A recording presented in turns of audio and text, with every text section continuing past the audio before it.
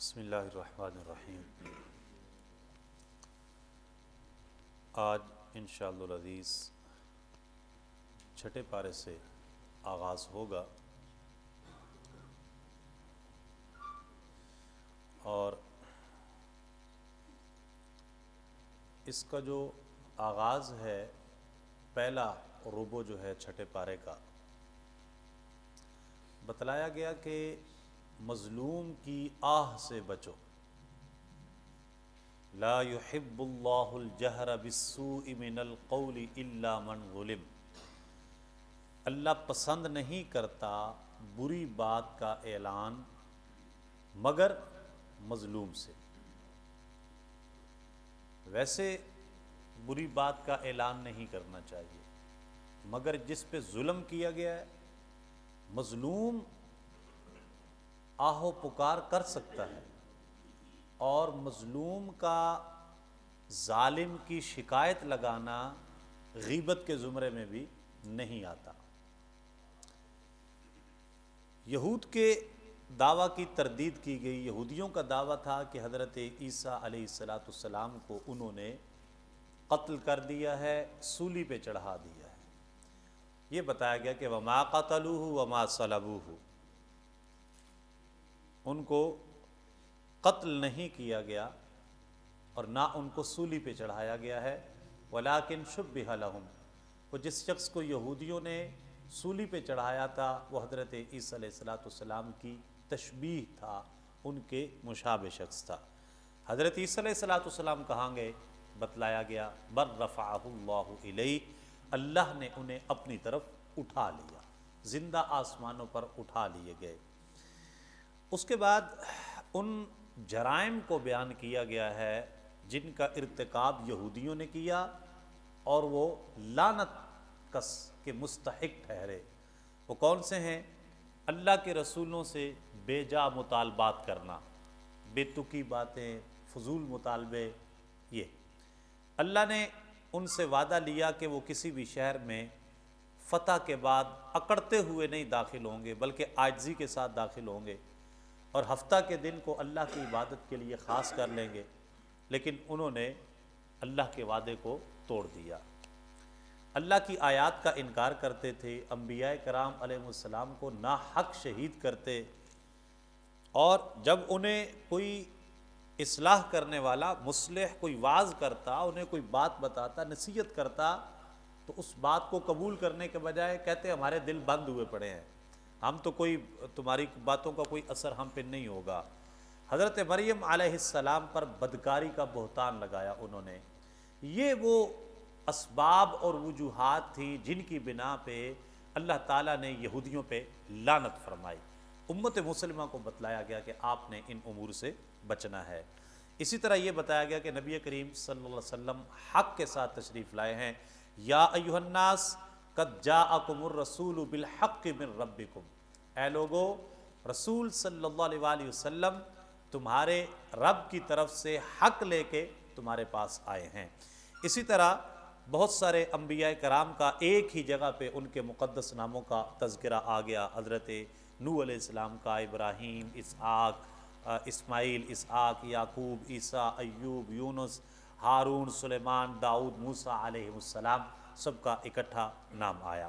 مقصد رسالت بتایا گیا کہ اللہ تعالیٰ رسولوں کو کیوں بھیجتا ہے، لئلا یکون للناس علی اللہ حجۃ بعد الرسل، تاکہ پیغمبروں کے آنے کے بعد لوگوں کو اللہ پر الزام کا موقع نہ رہے۔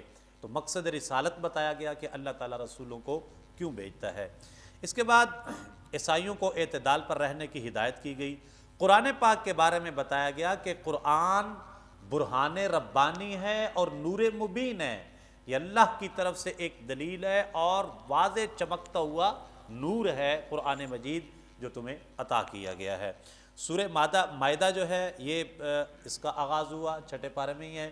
آقا کریم علیہ السلام نے فرمایا اپنے مردوں کو سورہ مائدہ سکھاؤ اور اپنی عورتوں کو سورہ نور سکھاؤ۔ تو سورہ مائدہ جو ہے وہ چھٹے پارے کے اندر موجود ہے۔ اس پہ جو مین چیز جو بتلائی گئی کہ وعدوں کی پاسداری کرو، سورہ مائدہ کا آغاز ہوتا ہے، اور نیکی اور تقوی کے کاموں میں تعاون کرو، گناہ اور زیادتی کے کاموں میں ایک دوسرے کا تعاون نہ کرو۔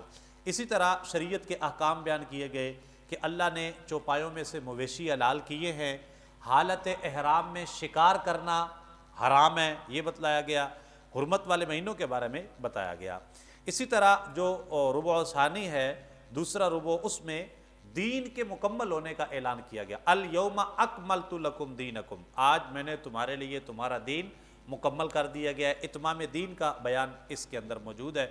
اسی طرح اہل کتاب کے لیے حلال کردہ کھانے مسلمانوں کے لیے بھی حلال ہیں، اور مسلمانوں کے لیے حلال کردہ کھانے اہل کتاب کے لیے حلال ہیں، ٹھیک ہے، یعنی جو کھانے اللہ تعالیٰ نے عیسائیوں کے لیے حلال کیے تھے ان کی شریعت میں مسلمانوں کے لیے بھی حلال ہیں، اور جو کھانے مسلمانوں کے لیے حلال ہیں وہ ان کے لیے بھی حلال تھے۔ وضو کے فرائض کا تفصیلی بیان ہوا سورۃ المائدہ کے اندر، 4 فرائض وضو کے جو ہیں ان کو بالترتیب بیان کیا گیا، اور انہی سے اسی آیت کریمہ سے وضو کی ترتیب بھی ثابت ہے، جو الحمدللہ اہل سنت و جماعت جس طرح وضو کرتے ہیں۔ تیمم کا حکم جو ہے وہ موجود ہے اسی صورت کے اندر، اگر پانی نہ دستیاب ہو تو پاک مٹی سے تیمم کر لینا چاہیے، اس کا حکم بھی اسی کے اندر ہے۔ مسلمانوں کو بتایا گیا کہ عدل کے علم بردار بن کر کھڑے ہو جاؤ، عدل کا حکم دیا گیا، فرمایا یا ایھا الذین آمنوا کونوا قوامین للہ شہداء بالقسط، اے ایمان والو اللہ کے حکم پر خوب قائم ہو جاؤ، انصاف کے ساتھ گواہی دینے والے۔ تو انصاف کرنے کا حکم دیا گیا۔ نبی کریم علیہ السلام اور اہل ایمان کی حفاظت کے بارے میں بتایا گیا کہ اللہ تعالیٰ ان کا محافظ ہے۔ اسی طرح عدل کی اہمیت کا بتایا گیا، اعدلوا هو اقرب للتقوی، عدل کرو یہ تقوی کے زیادہ قریب ہے۔ اللہ پر بھروسہ کرنے کا حکم دیا گیا کہ ایک بندہ مومن کو اللہ پہ ہی بھروسہ کرنا چاہیے، وعلی اللہ فلیتوکل المؤمنون، ایمان والوں کو اللہ ہی پر بھروسہ کرنا چاہیے۔ حضرت عیسیٰ علیہ السلام معبود نہیں بلکہ مخلوق ہیں، آپ کوئی الہ نہیں ہے کہ آپ کی عبادت کی جائے، بلکہ آپ اللہ کی مخلوق ہیں۔ اس کے بارے میں قرآن مجید میں بڑی تفصیل کے ساتھ بتایا گیا۔ اسی طرح انسانی جان کی فضیلت کے بارے میں بتایا گیا کہ ایک انسانی جان کی قدر و قیمت کیا ہے۔ اللہ تعالیٰ نے فرمایا من قتل نفسا بغیر نفس او فساد فی الارض فکأنما قتل الناس جميعا، کہ جس نے کوئی جان قتل کی بغیر جان کے بدلے یا زمین میں فساد کیے تو گویا اس نے سب لوگوں کو قتل کیا۔ تو ایک انسان کے قتل کو جمیع انسانیت کا قتل جو ہے وہ ڈکلیئر کیا گیا۔ اس کے بعد ربع ثالث شروع ہوتا ہے تو اس میں وسیلہ تلاش کرنے کا حکم دیا گیا اور بتلایا گیا کہ وسیلہ اللہ کی قربت کا ذریعہ ہے۔ یا ایھا الذین آمنوا اتقوا اللہ وابتغوا الیہ الوسیلہ، اے ایمان والو اللہ سے ڈرو اور اس کی طرف وسیلہ تلاش کرو۔ چوری کی حد بیان کی گئی ہے کہ مرد یا عورت کوئی چوری کرے تو ان کا ہاتھ کاٹ دیا جائے۔ کتاب اللہ کے مطابق فیصلہ نہ کرنے والے کافر ہیں، بتلایا گیا۔ قرآن کریم کی خصوصیات بیان کی گئی ہیں اس میں، اور اسی طرح جو لوگ اللہ کے حکم کے مطابق فیصلے نہیں کرتے وہ فاسق ہیں، قرآن مجید میں یہ بیان کیا گیا۔ یہودیوں اور عیسائیوں کو دوست مت بناؤ، اس کا بیان بھی آیا، اور اسی طرح اللہ کے محبوب بندوں کی صفات بیان کی گئی کہ جو اللہ کے پیارے بندے ہیں ان کی خوبیاں کیا ہوتی ہیں۔ بتلایا گیا کہ اللہ ان سے محبت کرتا ہے، وہ اللہ سے محبت کرتے ہیں۔ اہل ایمان کے معاملہ میں نرم رہو اور کفار کے مقابلہ میں سخت گیر ہیں، یعنی ایمان والوں کی یہ شان ہے کہ جب وہ مسلمانوں کے ساتھ معاملہ کرتے ہیں تو نرمی کا معاملہ کرتے ہیں، لیکن جب کافروں کے ساتھ معاملہ کرتے ہیں تو پھر سختی کا معاملہ کرتے ہیں، اللہ کی راہ میں جہاد کرتے ہیں۔ اور یہ بتایا گیا کہ اللہ کے حقیقی اہل ایمان کے حقیقی دوست کون ہیں، یہ بتایا گیا کہ اللہ ہے، اس کے رسول ہے، اور جو وہ ایمان والا جو نماز قائم کرتے ہیں اور زکوٰۃ ادا کرتے ہیں اور رکوع کرتے ہیں۔ ربع رابع ہے، اس کے اندر یہ بتایا گیا کہ دین اسلام کا مذاق اڑانے والوں کو دوست مت بناؤ، بڑے واضح الفاظ کے اندر یہ بات بتائی گئی۔ یہودیوں کے کچھ شرمناک جرائم جو ہے وہ بیان کیے گئے۔ اس کے بعد نفاذ شریعت کی برکات بتائی گئیں کہ اگر تم اللہ کی زمین پہ اللہ کے دین اور اللہ کے نظام کو نافذ کر دیتے ہو، اس کی برکات کیا ہوگی؟ دنیا کے اعتبار سے رحمت کی بارش نازل ہوگی اور زمین سے رزق کے خزانے پیدا ہوں گے۔ اسی طرح ان لوگوں کا بتایا گیا جن کو قیامت کے دن کوئی خوف نہیں ہوگا اور نہ وہ کوئی غمگین ہوں گے۔ ربع خامس جو ہے، پانچواں جو ربع ہے، اس میں بتایا گیا، یعنی 7ویں سپارے کا آغاز ہو رہا ہے، اور اس کا آغاز جس آیت کریمہ سے ہوتا ہے بڑی سبق آموز ہے، اور بڑی وہ ایک خوبصورت اس کے اندر پیغام ہے۔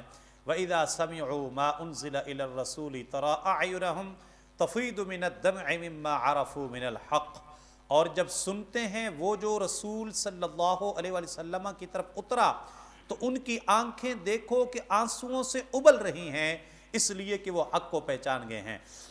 کہتے ہیں اے ہمارے رب، ہم ایمان لائے تو ہمیں حق کے گواہوں میں لکھ لے۔ ٹھیک ہے، یعنی اہل ایمان کے بارے میں بتایا گیا جن کے دلوں میں ایمان نقش اور ثبت ہو چکا ہے کہ جب وہ اللہ کی آیات سنتے ہیں، پڑھتے ہیں تو ان کی آنکھوں میں آنسو رواں ہو جاتے ہیں، ان کی آنکھیں ابل پڑتی ہیں، وہ کلام اللہ پڑھ کے سن کے روتے ہیں۔ تو یہ اس کا بیان کیا گیا۔ ہجرت حبشہ کے دوران نجاشی کے دربار میں جب حضرت جعفر طیار رضی اللہ تعالی عنہ نے سورہ طٰہٰ شریف کی تلاوت کی تو وہ آیات سن کر نجاشی کی آنکھوں میں آنسو آ گئے، وہ رونا شروع ہو گیا۔ تو یہ بتایا گیا۔ اسی طرح حلال کو حرام کر لینا بھی حد سے تجاوز ہے، یہ بتایا گیا کہ جن چیزوں کو اللہ تعالیٰ نے حلال کیا تمہارے لیے بلا وجہ ان کو اپنے اوپر حرام نہ کر لو۔ یا ایھا الذین آمنوا لا تحرموا طیبات ما احل اللہ لکم۔ قسم کا کفارہ بتایا گیا۔ اگر کوئی بندہ جھوٹی قسم اٹھا لے، قسم اٹھا کے توڑ دیتا ہے، جھوٹی قسم اٹھا لے تو اس کا کفارہ کیا ہے؟ فرمایا کہ 10 مسکینوں کو 2 وقت کا کھانا کھلانا یا انہیں مکمل لباس پہنانا، یہ قسم کا کفارہ ہے، یا پھر ایک غلام یا کنیز آزاد کرنا۔ یہ یاد رہے کہ آج غلام اور کنیز کا کنسیپٹ فی زمانہ نہیں پایا جاتا، ختم ہو گیا ہے۔ یہ جو خواتین کام کرتی ہیں مختلف جو ہے سیکٹرز کے اندر یا کسی کے گھر میں یا کسی کی فیکٹری وغیرہ میں، تو ان کو کنیزیں اور لونیاں وغیرہ تصور نہیں کیا جائے گا۔ یہ باقاعدہ پیڈ ملازم ہیں اور یہ سرونٹ کے طور پہ ہی ان کے احکام آتے ہیں، ان کو وہ حکم لونڈیوں والا ان پر نہیں لگے گا۔ جو اس کی استطاعت نہ رکھتا ہو تو 3 روزے رکھنا، یعنی جو بندہ 10 مسکینوں کو کھانا بھی نہیں کھلا سکتا، انہیں کپڑے بھی نہیں پہنا سکتا، تو پھر وہ کیا کرے کہ 3 روزے لگاتار رکھے۔ یہ جو ہے اس کے قسم کا کفارہ ہے۔ شراب اور جوئے کی حرمت کا قطعی حکم اس کے اندر آ گیا کہ اللہ تعالیٰ نے شراب اور جوئے کو حرام کر دیا ہے۔ شراب اور جوئے کی حرمت کی وجہ بھی بتائی گئی کہ اللہ نے جوئے اور شراب کو حرام کیوں کیا ہے۔ انما الشیطان ان یوقع بینکم العداوۃ والبغضاء، ٹھیک ہے، کہ شیطان جو ہے نا وہ یہ چاہتا ہے کہ وہ تمہارے درمیان عداوت اور بغض پیدا کرے جوئے اور شراب کے ذریعے، اس لیے اللہ تعالیٰ نے اس کو حرام کر دیا ہے۔ اور دوسرا مقصد کیا بتایا کہ یہ جوا اور شراب جو ہیں وَيَصُدَّكُمْ عَنْ ذِكْرِ اللَّهِ وَعَنِ الصَّلَاةِ، یہ تمہیں اللہ کے ذکر سے روکتے ہیں، نماز سے روکتے ہیں، تو اس لیے اس کو حرام کر دیا گیا۔ شعائر اللہ کا احترام کرنے کا حکم دیا گیا کہ جو اللہ کی نشانیاں ہیں ان کا احترام کیا جائے۔ حالت احرام میں شکار کرنے کے احکامات بیان کیے گئے، ٹھیک ہے جی۔ اور اس کے بعد حضرت عیسیٰ علیہ السلام پر اللہ تعالیٰ کے احسانات کا بیان کیا گیا کہ حضرت عیسیٰ علیہ السلام پر اللہ تعالیٰ کے کیا کیا احسان تھے۔ فرمایا گیا کہ اللہ تعالیٰ نے ان کو اٹھا لیا زندہ آسمانوں کی طرف جب ان کو سولی دینے لگے تھے، اور یہ بتایا گیا کہ حضرت عیسیٰ علیہ السلام نے ماں کی گود میں بڑے عمر کے انسانوں سے بات کی، گفتگو کی، حالانکہ پنگوڑے میں تھے آپ لیکن اس کے باوجود صحیح گفتگو کر رہے تھے۔ اللہ نے انہیں تورات کے ذریعے احکام اور انجیل کے ذریعے حکمت سکھائی۔ وہ گارے سے پرندے بنا کے پھونک مارتے تھے، وہ اڑنا شروع کر دیتے تھے اصل پرندوں کی طرح ہوا میں۔ وہ اللہ کے حکم سے مردوں کو زندہ کرتے تھے، وہ اللہ کے حکم سے مادرزاد اندھوں کو اور کوڑیوں کو، برس کے مریضوں کو وہ ٹھیک کرتے تھے۔ اور اس سب کے باوجود جو ہے یہ بتایا گیا کہ وہ اللہ کے بندے تھے، معبود اور الہ نہیں تھے۔ تو حضرت عیسیٰ علیہ السلام کی شانیں بیان کر کے، ان کی عظمتیں بیان کر کے، نہ کہ ان کی تنقیص شان کر کے، ان کی بے حرمتی کر کے، ان کے بارے میں کوئی رف لینگویج یوز کر کے نہیں بتایا گیا کہ وہ رب نہیں تھے، بلکہ ان کی شانیں بیان کر کے بتایا گیا کہ یہ ساری شانیں رکھنے کے باوجود بھی وہ اللہ کے بندے تھے، اللہ نہیں تھے۔ تو جس اللہ کا بندہ اتنی شانوں کا مالک ہے وہ خود پاک پروردگار کتنی شانوں کا مالک ہوگا۔ اس سے یہ بھی پتہ چلا کہ انبیاء کی عظمتیں بیان کرنا، اولیاء کی شانیں بیان کرنا، اس سے یہ قطعاً لازم نہیں آتا کہ معاذ اللہ کوئی اللہ کہ کوئی ایسا نہ ہو کہ جو حدود سے تجاوز ہو جائے اور جو ہے ان کو اللہ کے ساتھ کسی کو ملا دینا، یہ تو قطعاً غلط ہے۔ لیکن اس کے علاوہ جو ہے اللہ نے جو اپنے پیاروں کو عظمتیں اور شانیں عطا کی ہیں ان کا بیان بھی کرنا چاہیے، اور ساتھ یہ بھی بتانا چاہیے کہ جس رب کے بندے اتنی شانوں والے ہیں وہ پاک اللہ خود کتنی شانوں کا مالک ہوگا۔ اللہ تعالیٰ مجھے آپ کو عمل کی توفیق عطا فرمائے۔ سبحان ذی الملک والملکوت، سبحان